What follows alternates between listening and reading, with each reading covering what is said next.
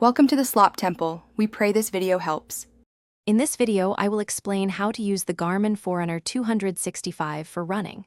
Start by powering on your Garmin Forerunner 265 by pressing and holding the top right button. Next, download the Garmin Connect app on your smartphone and follow the on-screen instructions to pair your watch. This app is essential for syncing your data and customizing settings.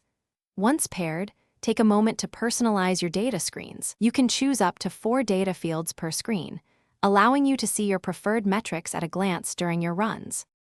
To begin your run, simply press the top right button to open the activity menu. Scroll down and select Run. Your watch will then search for a GPS signal, which usually takes only a few seconds.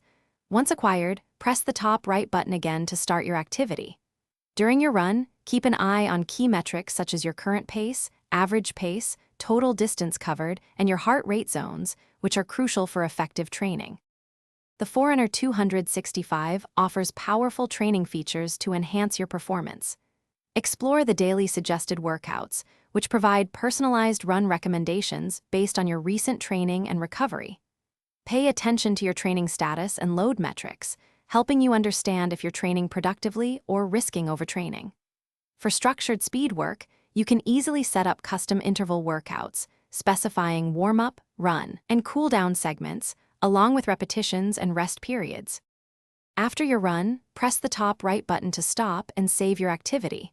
You can immediately review a detailed summary on your watch or dive deeper into the Garmin Connect app.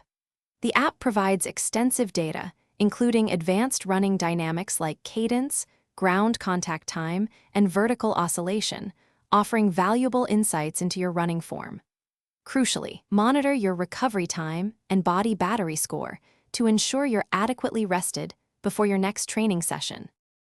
Thanks for watching. Consider subscribing if we helped you.